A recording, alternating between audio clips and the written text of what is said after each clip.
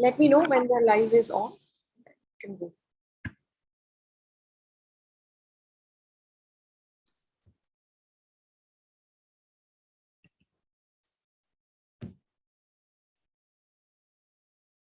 We are live. Okay, thank you. Hi everyone, welcome to session 2 of the Network Dialogue series, which is a conversation series that we started doing from our center at JGU called the Center for Research and Analysis in Finance, Technology and Law, in short, Crafton Law. It's a unique initiative at the Jindal School of Banking and Finance, where a bunch of us came together to trying to engage with the intersections of finance, technology, law, and policy in India. And so we really look at, we are trying to reacquaint legal thinking with associated economic, financial, sociological, technological, and other allied fields of study to understand and really develop holistic policies in the country. We are so excited today to welcome you all to a session on litigation activism and the changing dynamics of legal advocacy. And we are joined by the lovely Apar Gupta, who is an executive director of the Internet Freedom Foundation, or IFF as is popularly known. Apar, of course, is no stranger to this world. He has been practicing for over a decade now.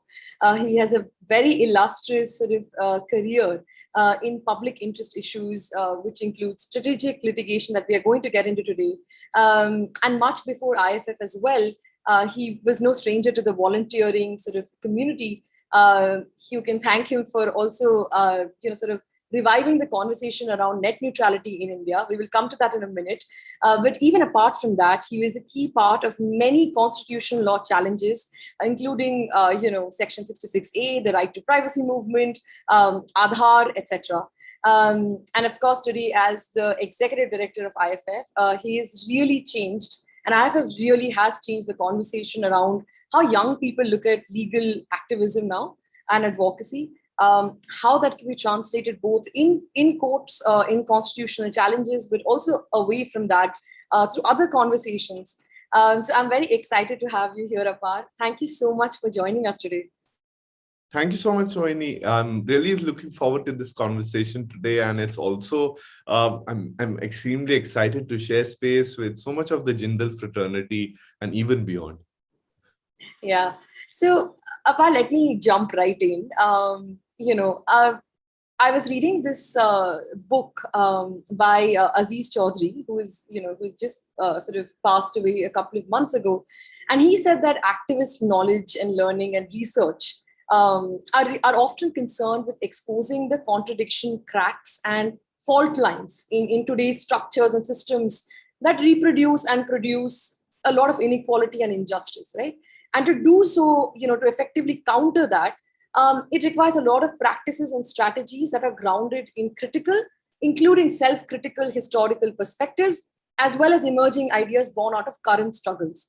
And so therefore, when you look at advocacy, you have to look at communities, movements, and people all around.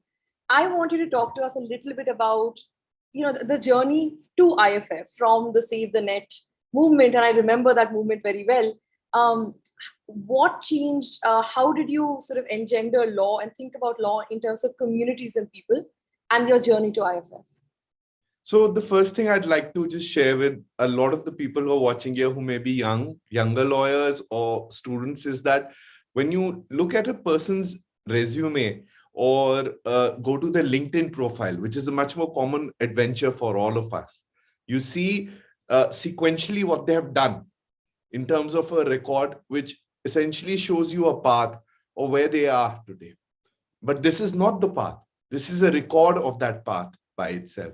So what you're missing are certain critical points which have motivated them, sharpened their skills and knowledge that are not there on that resume. And the second is these developments happen over a period of time. And when they accumulate, the sum seems greater than each individual part by itself.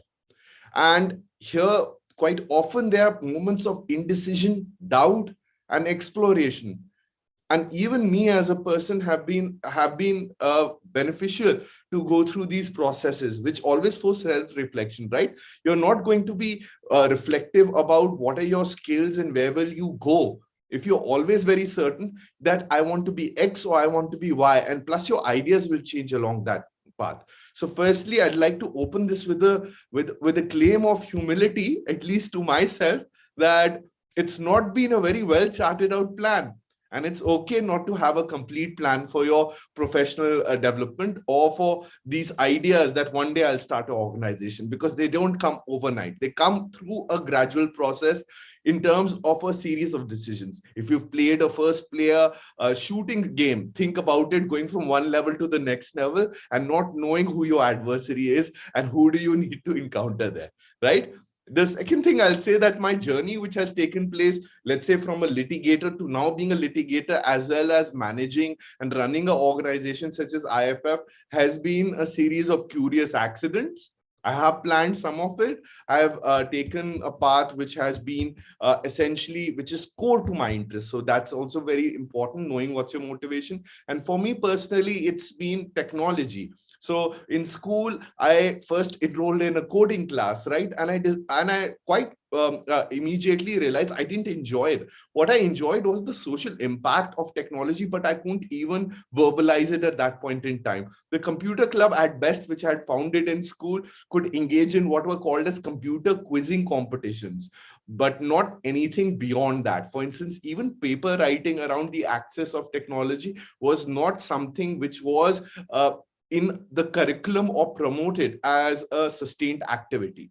The second is, when you take those skills, and there'll be multiple, there are other things which were also interesting me. For instance, legal analysis. So I picked up law. I went to Amity, and through those 5 years, I saw the impact of technologies has become deeper. So if you're studying law and you're seeing technology creep into each aspect of what's happening between 2002 to 2007, right? What do you do immediately? You start actually studying it. So I ran a blog called the India Law and Technology blog. There were close to about 500 to 600 blog posts. My friends used to sometimes deride me by saying that, why are you writing a blog? Oh, you're a blogger. And it was not a compliment, and it's still not, I don't think so. People still mean it as a compliment when they refer to somebody else. Oh, he's a blogger or she's a blogger. Okay. But I took it as one. I was tone deaf, right? And I was doing something I was passionate about. And that writing skill gave birth to my ambitions towards getting a Rhodes Scholarship, right? When you're a student, you want something very tangible out of that skill.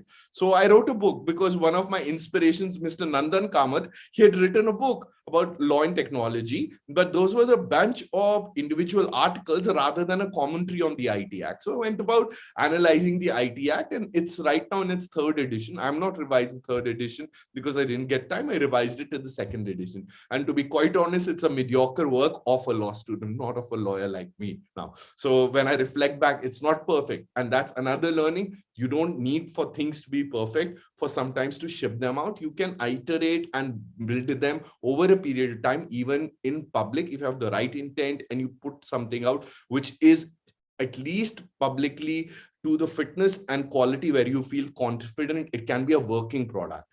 The thing is that after I understood that technology will not immediately give me the opportunity to practice litigation, because litigation also is a repetitive discipline. You learn it by going to courts and conducting cases, which you need to learn through process and substantive application, which builds a kind of an inherent basis in you as a litigator, how you approach disputes, for instance. So I did that. I worked in a solicitor firm called Kwaranjawala and Company, and I got my first blush of public interest law there, where I was also part of a constitutional challenge against a Gujarat government state notification banning the book of Jaswant Singh. And this conference was attended by Jaswant Singh, Arun Shori, there was Fali Nariman, who we were briefing, and that kind of these kind of names, right? And this kind of environment really brought a very tangible focus to public law, which we quite often, even though we won't admit it, we'll say we all read Sirvai right here, okay? But a lot of us read MP Jain as well, and there's no fault in that, okay? But I'll just say that it brought that entire block, that one para in MP Jain, which is a cluster of this one constitutional case, brought it to the table, what it takes to do that. And after that, I just brought my skills to my interest and matched them again and again when the opportunity presented itself. This opportunity sometimes was also created because initially when I noticed what 66 and its oppressive functioning, I went and I made a small note for PUCL. And of course, there have been so many collaborators and so many people I've worked with, without whom I would not be where I am or doing, or would be possible to do what I'm doing today at IFF. Well, thank you, Apar. At least I love that idea that, you can't be deterministic about your future. And I think that sounds like a relief. And I remember meeting you when you were starting IFF. I was at Esha Center and you said, it's completely okay to reinvent yourself. You want to do technology, it's completely okay. Um, and I think that Yeah, I resonates. remember I came and I gave a presentation, right, Yes, to take feedback. yes, Yeah, correct. yeah, So yeah. I really love that idea that, if you're passionate and you can build interconnections later on in life. But I really wanted to ask you that, you have already spoken about the volunteer network, and you've spoken about some of the earlier influences. But we really know that some of these issues that you're fighting at IFF today are larger than law, right? It's surveillance, it's about government excesses, it's about many things. And I wanted to know where does a digital organization, rights organization derive its inspiration from? Who do you collaborate with? How do you choose these matters? Because they all seem important. They all seem on your plate. How do you navigate this space on a day-to-day, very practical basis? So I'll come to that. Firstly, just want to talk a bit about our volunteers and how we've been able to work with them. Working with volunteers is not easy, even when they're high skilled, because they're not dedicated staff. So they are giving in time for a certain period of time, and this is gratis. So you're actually receiving a kind of donation or a charity. Somebody volunteering, let's say, for instance, for cleaning a beach is maybe easier because it's also a sense of physical labor, right? And they get that sense of satisfaction. And also it's a low skill environment in terms of what they're doing. But if you're reaching out and wanting to work with volunteer networks much more often, who are designing a website, right? It sounds simple, but it's not. Or working on a case, you need to assess the skill level. You need to know how many hours they'll be putting in. You want to create a good environment, healthy and fun environment for them to work in, right? Because, for instance, somebody who's volunteering will always like that it is done in the spirit of teamwork. It is done as a team in which they are having cross conversation, developing their own creativity, deploying that. So that sense of autonomy. So we have done several elements of our work with volunteers. Our facial recognition tracker, panoptic.in, is built by a volunteer. We have also legal teams in which, in fact, I would like to say that senior advocates who appear pro bono are also, in a sense, volunteers. There are people who have set up our entire donation systems to a large extent as volunteers. We have tech volunteers who troubleshoot. We have people who illustrate for us. And why is all of this possible? Because we always understand and we know that IFF is not about me as an individual or the staffers who play on the field. I think about myself as a coach, not as the star of IFF. I think about my team as I would think about them playing, let's say, a football match, right? And I think about the volunteers actually and the donors and the larger community in the sense as being the club and actually participating and motivating teams. Now, ask yourself, why do teams lose less when they play at home? It's because of their community. So you need this co-ownership, and you need to deprioritize the personal and the personification of an individual as behind that organization. So the organization exists as a system. The second thing I like to say, for instance, and since you are now going into strategic litigation, Shoini, I'll just turn it back to you a bit. What would you like to know? Would you like to know a range of cases, or how it's done today, or how did it develop over a period of time? No, I'm very excited, in fact, to share about it. No, actually, I was wondering because, I mean, this is a very sort of practical question. How do you choose in a country which is sort of ravaged by the kind of issues, right? And it's not just a case of India today. It's been for the past decades, right? There are so many important decisions. What I was wondering is, when you sit together with your team, as you call them, and as a coach, how do you decide, okay, this is the matter that should get a complete focus? Okay, we'll focus on Pegasus, we'll focus on mass surveillance. How do you choose what is to be fought with your given, sort of limited resources and your limited volunteers, and you're juggling so many things? How do you decide which fight to fight, I suppose, is my question. First thing is, we don't do things if we think that they won't be of any benefit, and we are very outcome oriented. Secondly, we do it professionally. We do it like a law firm. We actually do it as a pure litigator's office. We don't think about ourselves from the perspective of litigating from a point of failure. So we'll do it in a way in which we deploy our resources for the most effective outcome and identify it and do it over a long period of time. We have certain principles which are available on internetfreedom.in/legal, where all our cases are listed. And these principles include, firstly, the vision and the mission with which we conduct our litigation. That is progressive constitutionalism. Progressive constitutionalism has been authored about by several contemporary legal scholars, and we are putting that into action, which essentially means that the preambular values of our constitution, which are social justice, equality, fraternity, and liberty and justice, are maintained. So in a sense, you see the society which is there today, and you think it is not the society which is constitutionally envisioned, and then you craft cases at the intersection of law and technology, which can actually advance it.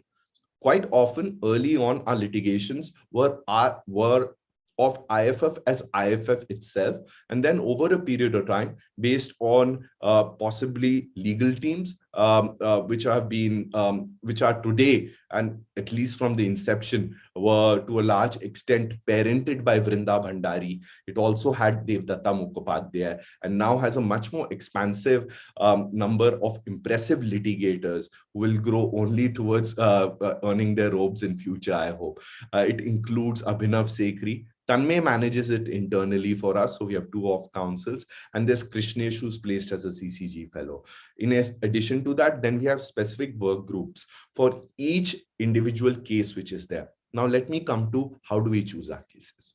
We choose our cases on the basis of strategic impact, where your ability to deploy human resources, time, energy, is outmatched by the potential likelihood of a win or an incremental victory. Or secondly, it is going to cause a big impact on a large number of people, right? And this is why IFF has litigated on issues which are not also clinical sometimes, which has been a complaint, but we just do not have the capacity. We hope to grow it in certain forms, and you may notice us doing more clinical work in which we are able to help individuals or groups by themselves. But at present, our focus is strategic litigation. The way we quite often do it is to avoid any form of solicitation, to also look and study at cases, or offer help and advice, and by a process of time. In fact, people have gotten to know our speciality in conducting strategic litigation, which is why, for instance, in the Pegasus batch matters, IFF is supporting 3 of the affected parties whose phones were actually infected by that spyware. IFF has also litigated other issues, sometimes representing press organizations against the internet shutdowns in Jammu and Kashmir, and Ladakh, in the regions, as well as done other kinds of litigation which are challenging the IT rules, questioning WhatsApp's privacy policy, contesting the criminal imposition of penalties when PUBG was banned in Gujarat for PUBG players. So we have chosen our interventions squarely within the bounds of part 3. That's one. Secondly, we have done it with the intent of serving a large number of people, or setting a precedent which is beneficial, or sometimes follows a moral imperative which flows from our belief in progressive constitutionalism. In all these things, what we aim to do always is make all of you commentator, a participant by providing access to all pleadings over a period of time, as well as also talking about them a little much more publicly without the intent of influencing the eventual proceedings. But we want people to know that these significant questions which will impact them in their daily lives with respect to the use of technology are today being litigated and determined by courts. I'm glad you sort of listed out the list, sort of the major litigation cases that sort of we are going through. I wanted to know, given the nature of the cases that they are political, they are central to the way our democracy is run. I was wondering what are the costs that nobody talks about, and I know because I've come again, and so has Nakul, and many of us have come from a background, of being afraid or being told actively not to take anti-statist sort of roles or advocacy. And if you want to do that, you can do it in a very strictly academic paper, but nothing beyond that. But you don't seem to, IFF doesn't seem to do that. It's going full out on social media. What are the costs of doing this? Or are they? So the first is that one needs to understand that the work which is quite often being conducted is being conducted from the perspective of structural reforms which will be there across political dispensations. The second is that IFF's larger charter and work also includes other elements. For instance, if you are working on internet access, we are not only working on internet disruptions in Jammu and Kashmir, it's also on elements of improving network infrastructure, teleconnectivity, and internet access for regions which are not connected. You will be surprised to know that more than 29,000 villages do not even have basic infrastructure for telecom connectivity. And sometimes there are no providers itself. So can we roll out for instance, just think about the implications, and to jog your imagination, let me just tell you, for instance, how will a person register on CoWIN in a place, even if you presume they have a smartphone, which many people don't, they know English. Now CoWIN is multilingual after our intervention, but prior to that it was not, and lives in a rural area. So these are questions which I think also help us balance out when we focus on social justice, not only on the aspects of liberty, and make the perception very clear to policymakers. Quite often these issues do become political. However, we are always saying that we will work across the political spectrum. We are not affiliated to any political party. We talk to lawmakers and members of parliament across party lines because we are doing work institutionally. We are bringing experts to the table. And here's the other thing. If you notice our submissions to government consultations, we are objective. We participate, number one. We popularize and we encourage people to participate. That's two, by simplifying materials. And third, when we actually do participate, we not only explain to people what we have submitted, but we also always search for if there are certain points within that basic paper which we can support, which follows a constitutional framework. Because that out of 100 things the government is proposing in a specific consultation, we won't disagree with all 100. There may be 10 we may agree with, 5, or it may be 0, but we have to remain objective. So we do it and we conduct our work in such a way. And we have to remain honest and transparent. And that is what may sometimes seem as not holding back or being radical in a society. Well, here's the thing. The constitution itself is a transformative text. India as a political union in its present form exists because of the Constitution of India. It has forged reality, and I think so that reality only needs to be improved and to reflect it. So I think after people meet us from government, or they talk to me, or they talk to any of our staffers or engage with our work a little deeply, they understand. And even people who may not be in government, who may be, let's say, opposing us on a much more political plane, well, it's very inconvenient for them, because then they will essentially either say that we don't believe in the Constitution of India, which is very problematic for me to hear, but fine, okay, but also makes the argument a bit weaker. But the argument by them more often will be forced to be made is that you're not doing your work consistently to support the Constitution of India. And this is a conversation I'm always happy to get in. Now, much more tangibly in terms of what are the costs. I think the immediate cost is there is too much work. There is just too much work. People reach out to us and they really depend on us. They expect us to do work on things the minute it hits the press and do it really well. So, for instance, when the Pegasus spyware revelations started coming out, people were coming to the IFF website, pinging me and saying, "What's happening? What is IFF's response on this?" There's a level of expectation which then seeps into late nights, weekends, week after week. And in a COVID pandemic, it has impacts in terms of not only on me, on my staff, our volunteers and community. So I would just indicate that the immediate cost, which is sometimes not factored, is much more internal, right? It is essentially not having that healthy boundary, but we are being able to do that through more and more, but it's just the nature of the work we are in. For instance, most of the largest controversies today concern data protection, surveillance, because Indian society is rapidly digitizing.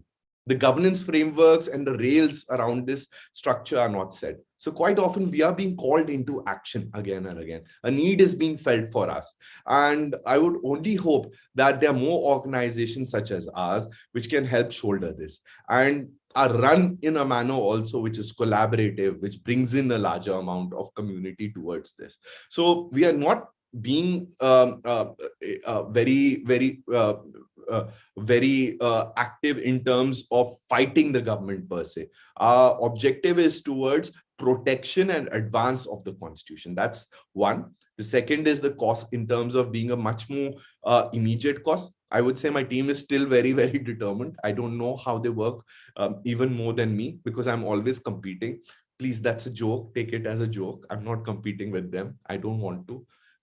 But finally, I would just like to say also the larger scepter around the legal academy, around engagement with issues which may touch upon issues of electoral politics, need to be accounted for in a much broader prism. For instance, look at the academics you admire and their engagement with politics over a period of time. Even in the STEM communities, quite often you will discover they have very pronounced political affiliations, which they choose to do or choose not to do. It also reminds me, of, for instance, of the predicament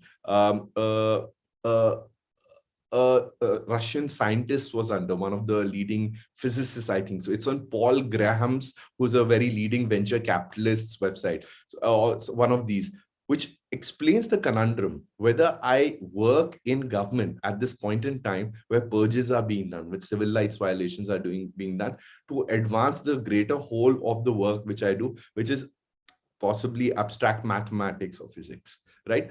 And I would say at these points of time, follow your heart, right? The final thing I'd like to say is that we can take the risks also today, because quite honestly, Shohini, others will not be able to take these risks. I'm very well aware of the privilege that I hold, the education, the family background, my caste, and my gender, other markers, which essentially also provide me a level of insulation. My status as a lawyer, for instance, right? Being part of different communities and networks. And I know this is not there for everyone, but since it is there for me, and it is there for several of my colleagues, we are more than happy to take on these risks. Finally, I'd like to say a lot of the conversation sometimes around fear of what will be the eventual cost of doing something, consider it, but don't frighten yourself from following your moral calling, because quite often you'll discover that sometimes fear itself is a very high penalty, and you kind of feel strangulated, or you feel suffocated because you're not able to voice out what you want to do. But do it well and do it effectively, and it'll be appreciated more often than you will face a sense of anything which is dangerous or injurious. So what I would recommend is that rather than spending time or voicing, do it by all measures, right? But don't think it's very effective. But voicing your angst on a weekly basis on social media, please go ahead, do it. But also try to volunteer with organizations, and you don't need to do it publicly, right? IFF is there for you. There are 10 other organizations. Think about starting your own organization, for instance. Test it out a little. Work on one or two briefs, and volunteer if you're a lawyer. If you're a technologist, also volunteer. And there's so many other opportunities to do so. Okay, so you'll discover in small measure, in small means, you can even de-risk the activity that you do. It can be done in other forms and formats. If you think your official and your professional lane is something, you don't want to mix that with your personal affiliations and politics. No, I'm very glad you brought that up, Parth, because I think one of the frequent ways in which at least some people that I teach feel about public policy, which has become the new in word, is that, how do we take part? We have to be a public policy lawyer. But actually, as you rightly said, that, just participating in governance, participating in open calls to the government, there are many ways to participate in this, especially, thank Yeah, you for Shwani. So, Shwani, for instance, I sent in extremely stupid submissions to the TRAI in 2011 and 2012. Okay, this was not when IFF was there, were public consultations being held. So I used to just write them myself and I used to send them. And there are different ways you can engage, right? And I think law students today are very enterprising. And I mean it beyond the use of LinkedIn. No, absolutely. I mean, I taught a technology law and policy class last semester, and I for sure thought that some of the students were far better than me, and they had far more hope in their hearts. But speaking of participating in public governance, one of the things that IFF has sort of done very well, and I have that internet freedom.in/file an RTI page open in front of me. And you encourage people to file the RTIs. You also tell people that, if you want us to file an RTI for you, fill out the form below. And you're very excited about RTIs, and RTIs have gotten sort of a certain mileage for your cases, whether it's Arogya Setu or mass surveillance or Delhi police, etc. I am interested in why, you're interested in RTI. How can lawyers use RTI for cases? And how does the IFF use RTI in their strategic litigation? So for people who would like to know more about RTI, please read the RTI story, which tells, I've written a book review in Indian Express also, which tells about the development of the law. The development of the law is actually through community conversations, which were organized under the larger umbrella of the National Campaign for the Right to Information, NCPRI, in which there were several constituent groups. One of the most prominent being the Mazdoor Kisan Shakti Sangathan, led by Aruna Roy, Nikhil Dey, as well as other participants as well. So it's been continuous interactions with such inspirational people, which have also shown us the importance and the power of RTI. RTIs, they provide a good basis towards diligence as well as correction, and providing substance to several of the legal claims which can be made, because they reveal information which is not readily available in the public domain. And further, what they also do is that they establish and impose accountability on government to stick within the statutory and the budgetary limitations which are placed under any constitutional form of governance, that you are allowed to do this, you're not allowed to do that, you have to follow a process to do this, like A, B, C. And this is quite often defined in governance processes. So essentially, we think like RTIs are very useful tools. Further and beyond, I think so for academics also, it holds tremendous promise. For instance, discovery of information can actually help build a case by itself. For instance, if you go to zombietracker.in, where we've been able to catalog close to about 800, 900 cases through mining the court in a website, the digital courts website, which has been done by CDL, Civic Data Labs. And then we have cross-verified it. We have reviewed each case. We've taken it to the Supreme Court through PUCL. where in the 66A case as an application, stating that there are further steps which need to be taken to ensure that unconstitutional law is still not used, because it's a breach of rule of law framework. It's the use of a criminal penalty which does not exist on the books, threatens free speech and expression, and also then leads to expenses and use of the state scarce public money and resources on policing, in court systems, etc. All of that. So quite often, Sohini, what we have found is that to bridge the gap also between, and this is the final part why we use RTIs, is to also tell people what's happening. So quite often when people say that this is a public policy conversation, they quite often forget the public, I would say, because they are representing private corporations or interests. Well, I don't begrudge them for doing that. Quite often, I was doing that a few years ago. It's the way how you make a living, and sometimes also get to apply your skills of analysis, which is obviously very interesting for lawyers. But what I would say is that for us at IFF, we take that bridging that gap between public and public policy very seriously, which is why when we file RTIs, for instance, under what statutory powers of the Information Technology Act are notices being sent to platforms such as Twitter to place or remove the manipulated media tag. The government responds back by saying that there is no power under the IT Act under which we can make such directions. Hence, it is a mere letter. It's not a legal request. And since it's not a legal request, there are no penalties which flow from in its non-compliance. But there's somebody who needs to do this. And this forces a rule of law framework to again be observed. So we think this also then benefits media reportage. It also places accountability on the government. It also interests people and they get to know more. So I think transparency is not only a funnel for us into building credible, well thought out strategic litigations, it's also complementing other forms and function of our work, which include participation in public consultations or the broader public advocacy we do in order for them to become aware of what are their fundamental rights as they intersect with technology. Right. So apart, I'm going to ask a radically different question, but maybe it's not radically different, but the use of social media by a digital rights organization fascinates me. And especially if I was going through your, the IFS Instagram profile, and I see that there's music and videos, there are memes, there are explanatory videos, there are all kinds of videos for every sort of public. And it's almost like an art sort of merging into advocacy.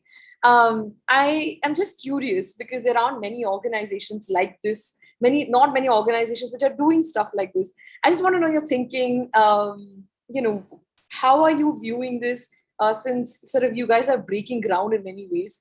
How is that journey on social media been? Social media is very important for us. And one of the core charter values of IFF is innovation. We believe in the power of social media. And because we think it's so powerful, we think it needs regulation.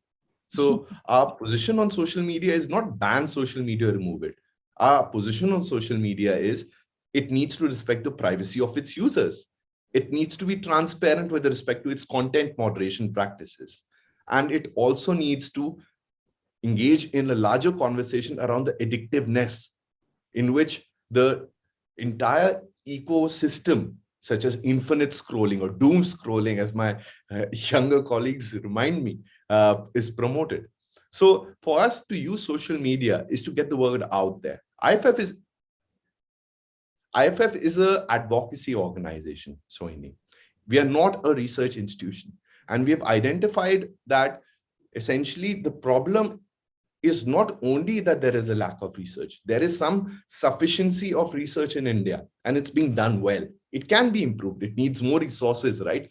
I won't place it on the institutes, the organizations or the researchers. They need more resources. Just compare it to the kind of resources which exist there in the United States or in Europe. So, but there is some sufficiency of that work being done.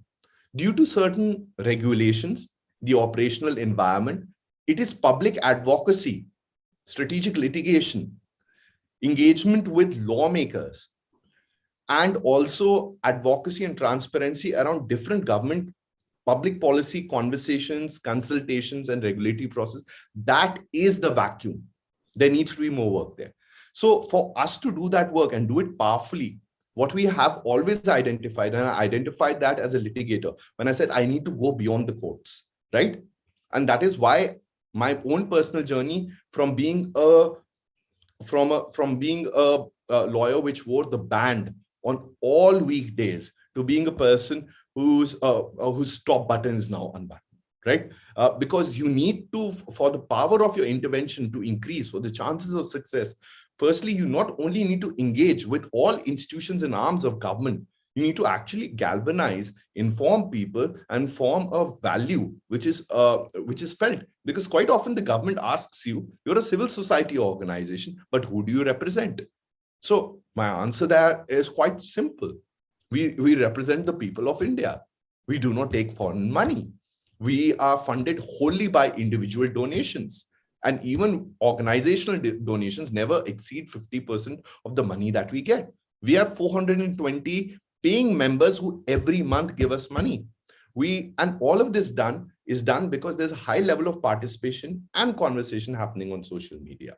The culture piece is an important piece, because when people read cases and when people watch movies, the impact on them is very different. We need to communicate constitutional values, not only in the analytical sentiment, but also in the emotional sentiment, because these do impact people as human beings. We found the public policy conversations to be fairly dry, engaging, top level, inaccessible, full of jargon. And our constant attempt has been to make them more engaging, tangible, relevant for people. We are failing here, Shohini. I'll also tell you, we're not doing as much as we can. Because firstly, our present engagement on social media is limited to, let's say, upper class, metropolitan, English speaking set, which is also possibly reflective of my own privilege. But you're trying to break that down. For instance, we are making explainer videos with a screen-by-screen guide of how to set up two-factor authentication in Hindi, which did not exist before. We're doing things like that. We're still exploring what to do better. But for me, the culture piece is very, very important, because just going by analytics, I know there are more people who search for what is biryani or how to make biryani than they would ever search about Rahul Gandhi or Narendra Modi. And that is a fact. No, I'm very glad that you're speaking to academics and an academic institution, because absolutely this is a failure on our part, on all of our parts, to make law the domain of the privileged and the elite. I may come back. I know that you have a hard stop at 6 o'clock, but I want to give the chance to some of my other sort of people who are in the room to ask you some of the questions that they have thought of and other people have also asked us. So maybe I can invite Nakul to ask the first question, and then we can go to Asha. Thanks, Shani, and it's wonderful to hear from Apar as always. Apar, this question is, I guess, a nice segue from all the stuff that you've just spoken about with respect to the last question, which was on advocacy. And of course, you were speaking about advocacy in the popular sense, right, with social media and engaging with people. My question is with respect to advocacy in an institutional sense. And of course, you are a litigator, or at least an ex-litigator. And naturally, a lot of IFF's work to me appears to be litigation centric. Of course, you do also work with members of parliament, you do consultations with the government, but institutionally speaking, the greatest engagement of IFF from what I've seen from the outside appears to be with the courts. So some public scholars, many probably would say that the public trust of the courts itself is at pretty much an all-time low. And any sort of institutional or at least large-scale change that can be expected from the courts may be limited. And so to really expect advocacy from the courts itself might be limited in the sense that you will have to be very strategic in the way you approach courts, which I know since day one you have been very strategic. But moving forward, I'm curious to hear from you about what's the kind of engagement you plan on doing with other institutional actors, and what are the costs associated with doing that kind of engagement if you work closely with the government, right? For instance, especially this government, which is kind of polarizing to say the least. And beyond the traditional parliament, government, and judiciary, are there other institutions that you think will be a forum for you to engage in these technology law policy matters? So thank you so much, Nakul. I'll take it from the top. What is the most important institution for IFF? I would say that's the public square. Those are individual people, and which is why we are investing so much in our public advocacy. And that's something which also then complements our fundraising efforts, thereby providing us a sense of a financial comfort and growing the kind of resources and paying people who are working on this really, really hard day in, day out for months at end. Okay, so public by itself, when you have about 25,000 to 30,000 people at the very least who are engaged on these issues in a regular manner, systematized manner, this is when you start creating a very articulated value, a very vocal community of people who care about digital rights. And I think a lot becomes possible through that. In fact, it increases its chances of success when there is a prevalent and an existing social norm, which is voiced by even 25 to 30,000 Indians. Just imagine, it's not a large number, right? In terms of any of your interventions. Now, in terms of strategic litigation, we are very mindful that our public advocacy should not impact the pendency of a litigation. Yet at the same point in time, we are going to do everything possible to transparently disclose the conduct of those court proceedings because we think the public has a right to know what's happening in the court, right? So we tread that boundary very closely. And even in the toughest of times, when we have lost cases, we have still come out with something which is incrementally advancing the progressive constitutionalism which is sometimes needed. Quite often, I'll also say, as much as we do make strategic choices, a lot of the challenges and the cases that we represent are towards the defense of fundamental rights, something where there is an urgent call and need for action which needs to be done at that point in time. For instance, the telecommunication shutdown in Jammu, Kashmir and Ladakh regions.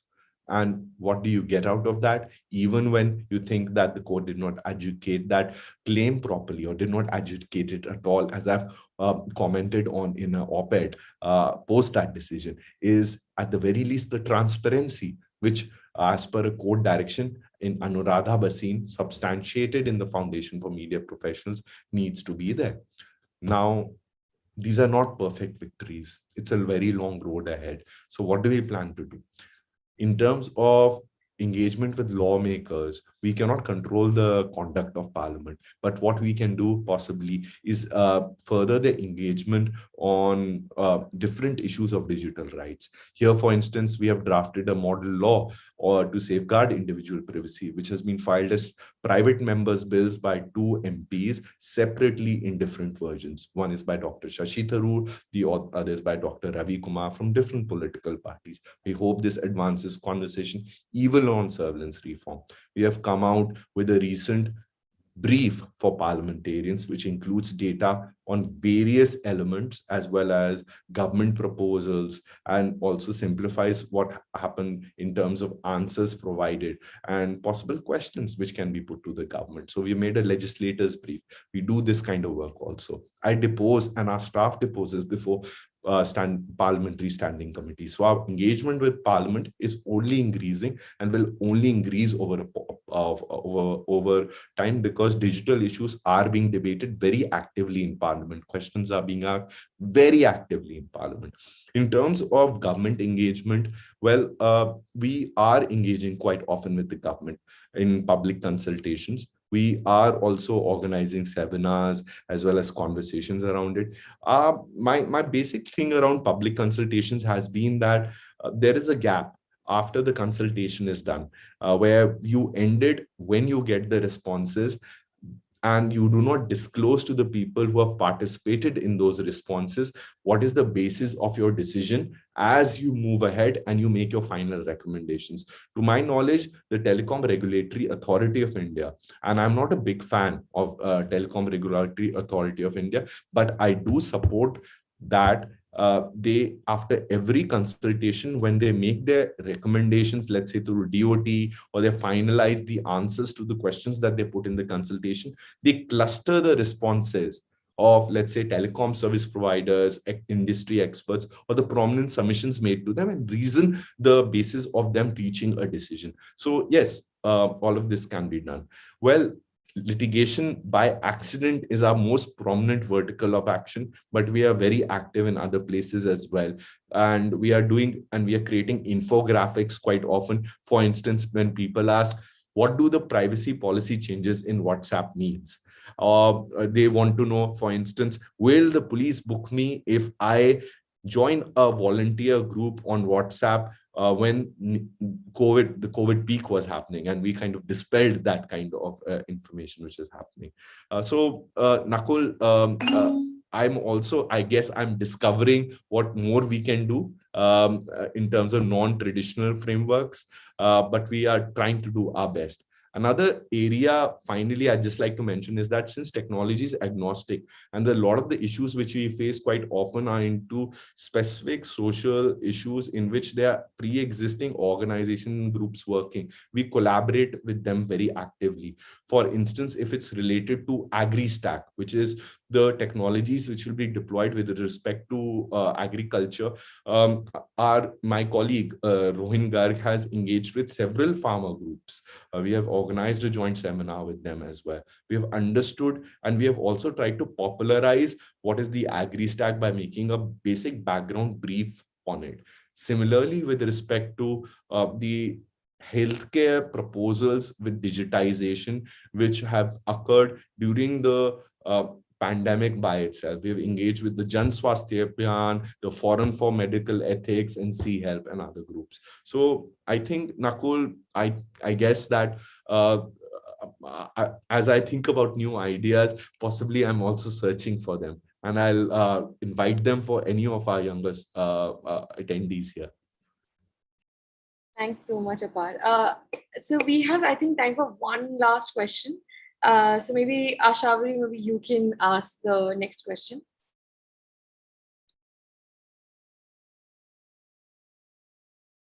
Ashavari, you're on mute. Hi, Apar. Good evening. Thank you for joining us. I have a very broad question, actually. Being a fellow litigator myself before I joined academia, what are the challenges that you have faced being a technology lawyer? Litigating. Yeah. Litigating. So there's not much technology litigation when I was more active in my individual practice. I did provide advice every now and then. I did a few cases, but it wasn't a very active area. And even today, when it's ongoing, the technology aspect is only a limited amount in which you want to learn the mechanics of what is the actual product. But quite often it will be advisory work. The most active area of the intersection of technology with law is actually in private equity and venture funding. So that's where most of the lawyers who call themselves technology lawyers situate themselves. There's also a growth in the public policy teams, given that a lot of frameworks around financial fintech, as it's called, financial technology services and goods are developing. My reactions, the reactions I've gotten quite often have been appreciative. They have recognized my passion for this area of law. And quite often I did do cases quite often which involved intermediaries, which was an active area. I wasn't very big on intellectual property, which is another big area, but I think so that's okay. And more or less, I think I always thought about technology practice within my larger commercial practice as being one area of my broader portfolio of work, where I would always develop myself as a commercial litigator, because I needed to know how civil procedure works, what are my litigation options, and try to develop that. So I did commercial and complex contract-based disputes for a long period of time. And more of my technology engagements were in the public policy arena by itself. Now, finally, I'd like to say that quite often you may find that litigation is not a field in which there's a lot of appreciation, in which there's a high degree of insecurity, because firstly, lawyers by themselves have this form of thinking which is very, very critical, but it lacks a level of self-criticality. Okay. And the second is that there is a high degree of insecurity that this promotes, which leads to a sense of comparison. So I would also urge, especially younger people, because I think they conduct themselves in a much more healthier manner, especially women litigators with each other, where they support each other more often. I would say that even broader learnings are possible here and new cultures can be built. And just because you're doing something new does not mean that there is an absence of value for it in society, but to test that, because if something does not exist and you're doing it for the first time, you'll also face a higher degree of challenge in establishing that form of practice, especially in a profession such as law, which rewards convention. Thank you, Apar. I know that we have run out of time.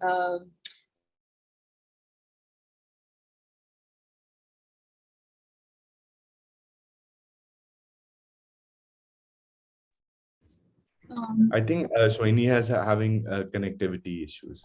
We'll just wait for about Hi. 10 seconds.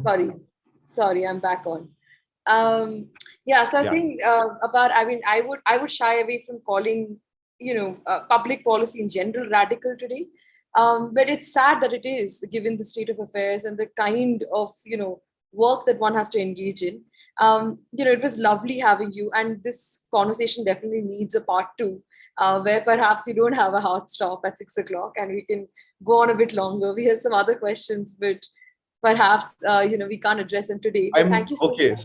So just one thing, Shwani, Nakul, I'm on the Internet Freedom Forum, which is at forum.internetfreedom.in. Our entire staff is there, and it's not a place where you tweet or you put up a status. It's a place for conversations where you get to reflect and think about work. It has a lot of technologists also who are there. It's a nice place. So if anybody wants to have a conversation with me and they want it to be done in a semi-public manner where more people can contribute, please post there. If you would like to email me, my email is apar@internetfreedom.in, but replies are not guaranteed because I get about 40 every day. So, but I'll try my best. Thank you so much for having me. Thank you so much, Apar. Lovely to meet you after so many years. And, we hopefully are going to collaborate more often now. Yes. Henceforth. Okay, thank you so much. Thanks everyone for joining us.